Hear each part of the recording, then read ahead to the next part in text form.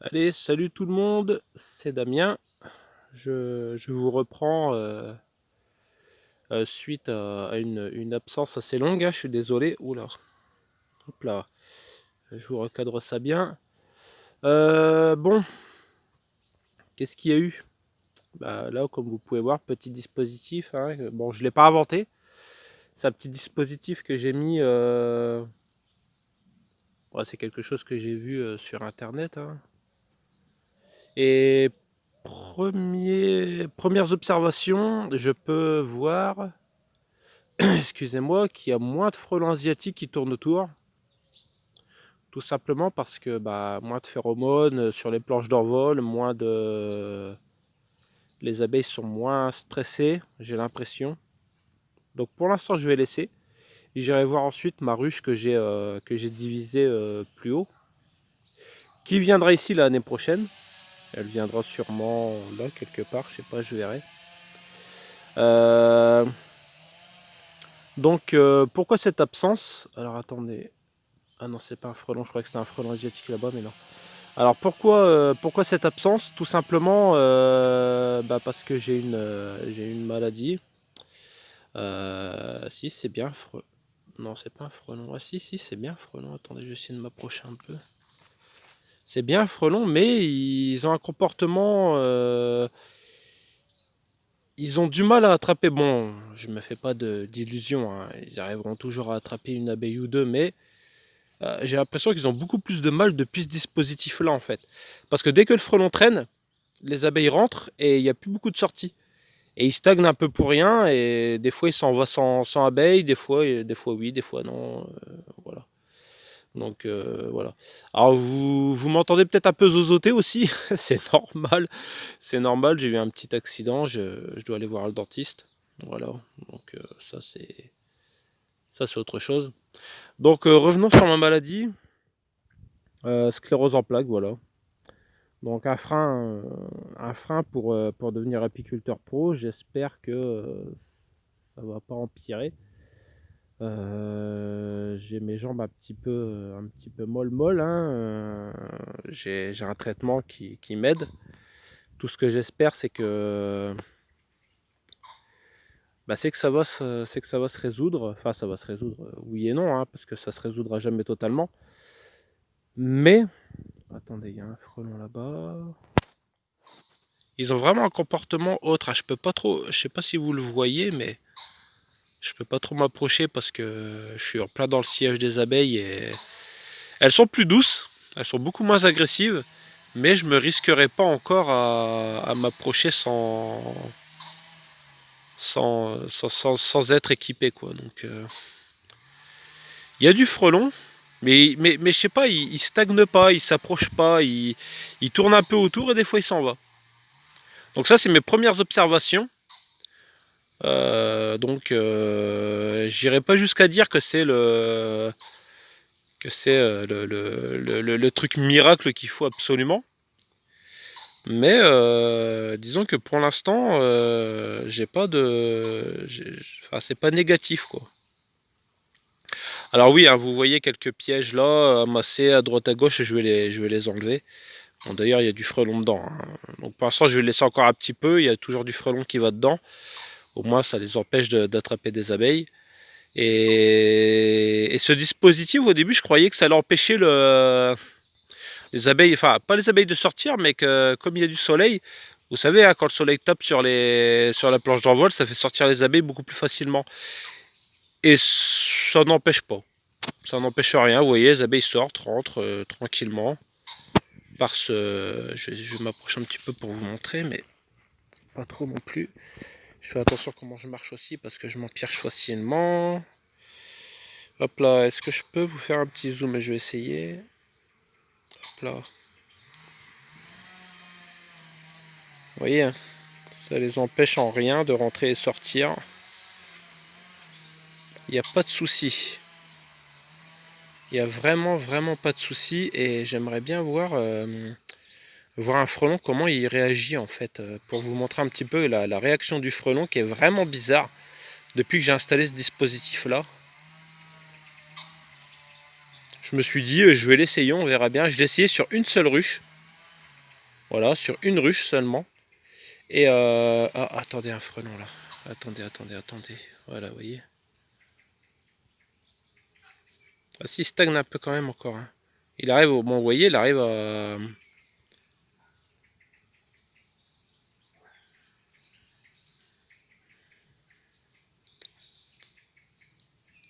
Je me fais pas d'illusions, hein. Le frelon arrivera toujours à attraper une abeille ou deux. Mais j'ai l'impression qu'il a. Je sais pas. Qu'il a peut-être un peu plus de mal. Et j'ai l'impression que quand le frelon est là, les abeilles rentrent et ne ressortent plus tant qu'il est là en fait. Vous voyez là il en a attrapé une, hein, donc je me fais pas d'illusions non plus. Mais j'ai quand même cette impression que bah, en fait qu'il en attrape beaucoup moins. En fait avant si vous voulez, ici même, attendez je vais redézoomer. Ici même il y avait peut-être 4, 5, excusez-moi, il y avait peut-être 4, 5, 6 frelons qui venaient. Et depuis que j'ai mis ce dispositif-là, bah en fait, il y en a un qui vient et c'est espacé en fait. Ils sont vachement, excusez-moi, vastement, oui. Ils sont vachement espacés par rapport à d'habitude. D'habitude, là, bon, j'ai un nid pas loin, hein, je sais à peu près où il est. Enfin, je pense savoir à peu près où il est, mais j'arrive pas à mettre la main dessus, quoi. C'est un peu compliqué. Donc voilà, dispositif à voir dans le temps, ce que ça va donner. Je vais le laisser tout cet hiver aussi, parce que le frelon va rester tard. Je vais le laisser jusqu'au début de la saison prochaine où je le retirerai, bien entendu. Et on verra ce que ça donnera. Voilà. Je vais me reculer un peu parce qu'il y a une abeille qui n'est pas trop contente que je sois là. Elle me tourne autour de façon un petit peu agressive. Hop là. Alors si je trébuche un peu, c'est tout simplement parce que j'ai un peu de mal à tenir sur mes jambes. Mais bon, ça va encore, hein. Je suis pas non plus encore impotent. J'arrive encore à ouvrir mes ruches, à pas laisser tomber mes cadres. Un peu compliqué, quoi. Donc j'espère qu'avec le traitement, ça va le faire, quoi, tout simplement.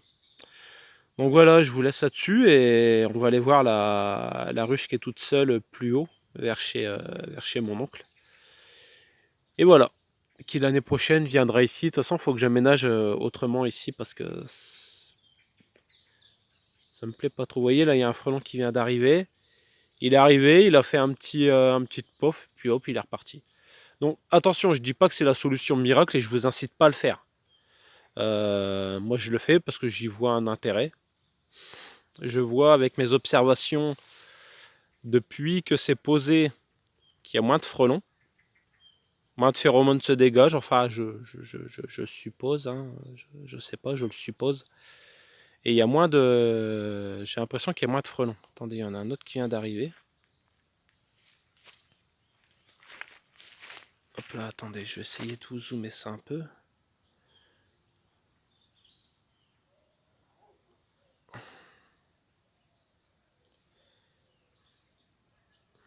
Après, c'est peut-être une idée comme ça, hein, je sais pas. Mais comme je vous dis, avant, les frelons, il y en avait, je sais pas moi, à la pelle, il y en avait par 5, par 6 qui s'amenaient ici. J'en avais au moins 2 par ruche, là, facile. 2, voire limite, des fois 3. Et ça devenait vraiment, vraiment un problème. Il n'y avait plus une abeille qui sortait. Et non, c'était devenu vraiment, vraiment problématique. Et depuis que j'ai mis ça, les abeilles ressortent. Et enfin bref, pour moi, j'y vois une amélioration. Donc écoutez, hein, peut-être que oui, peut-être que non, on verra sur le terme, sur le long terme, moyen long terme. Puis voilà quoi, écoutez. Voilà. Attendez, il y en a un qui est là, là. Je sais pas si vous le voyez. Je pense que oui. Attendez, je vais zoomer un peu.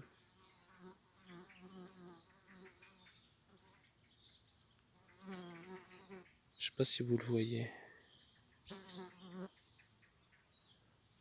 Bon, j'ai une mouche qui m'embête un peu là, dégage.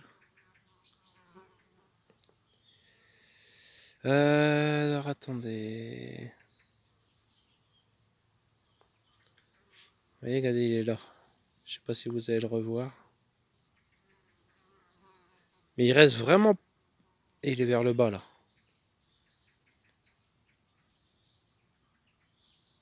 Il est parti sous la palette.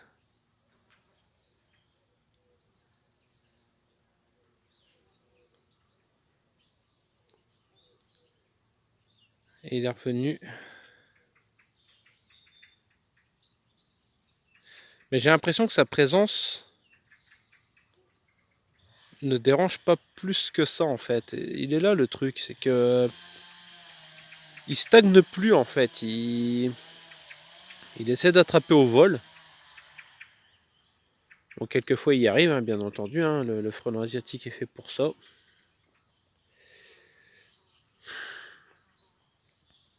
Mais j'ai plus cette comment dire, j'ai plus le fait que les abeilles restent agglutinées. Vous savez, hein, les abeilles restent agglutinées sur la planche d'envol et ne sortent plus et ne rentrent plus. Et là, et il est là le problème. Il est vraiment là le problème. Et là, là, j'ai pas ce problème-là. Elles sortent et rentrent. Bon, voilà, le frelon arrive toujours à en attraper une ou deux, hein. Ça là-dessus, c'est pas non plus le problème, mais voilà. Bon allez, je vous laisse là-dessus et on va aller voir plus haut. Et allez, voilà la deuxième ruche, comme je vous avais dit. Hop.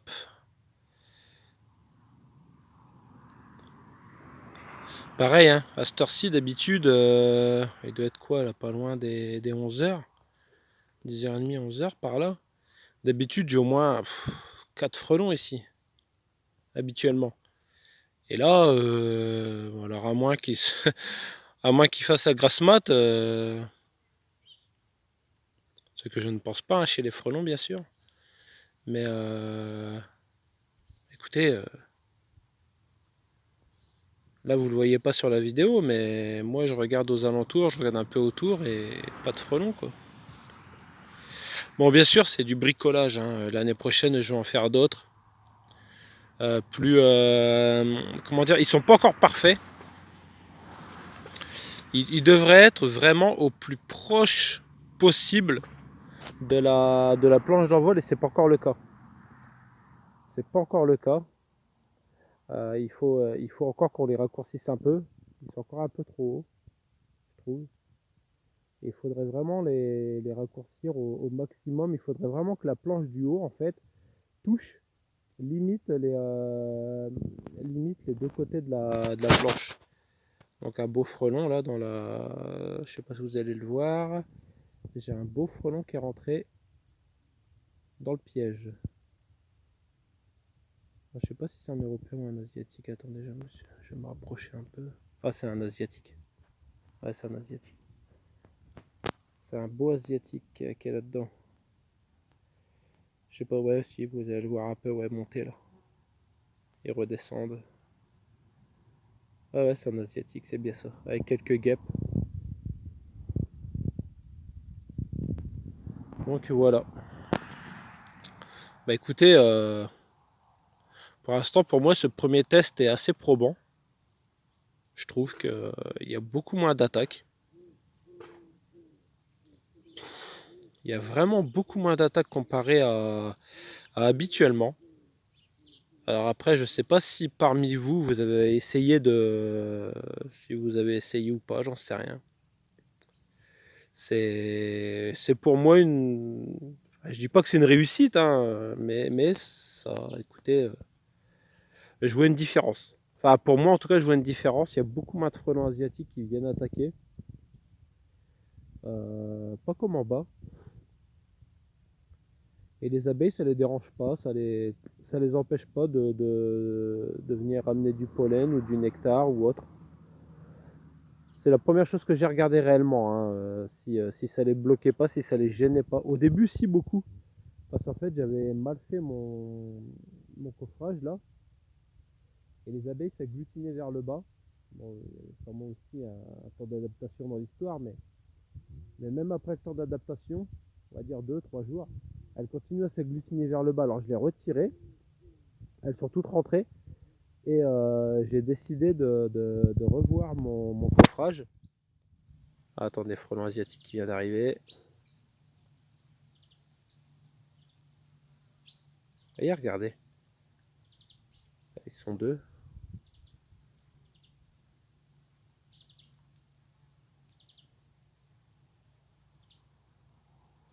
Ils sont deux, dans les deux, il y en a un qui est parti. Parce qu'il s'est pris un...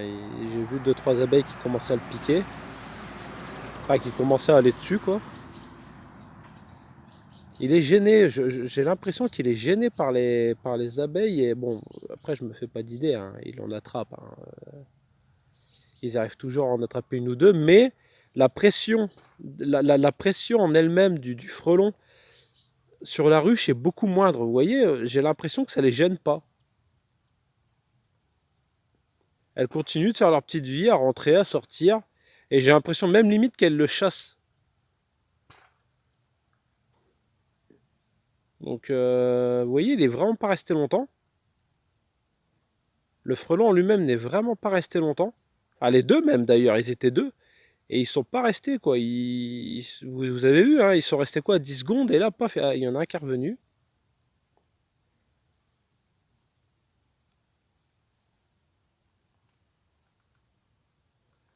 Attendez, on va essayer de voir. Là, il est derrière. Je l'ai vu derrière la ruche. Je pense qu'il va repasser vers l'avant.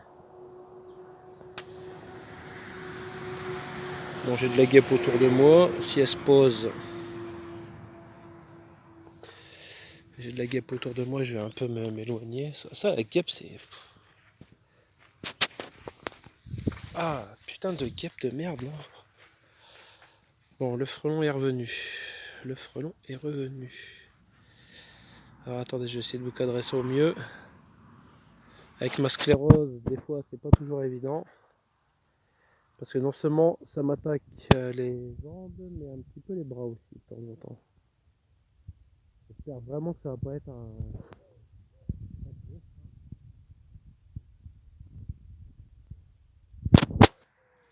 Ouais.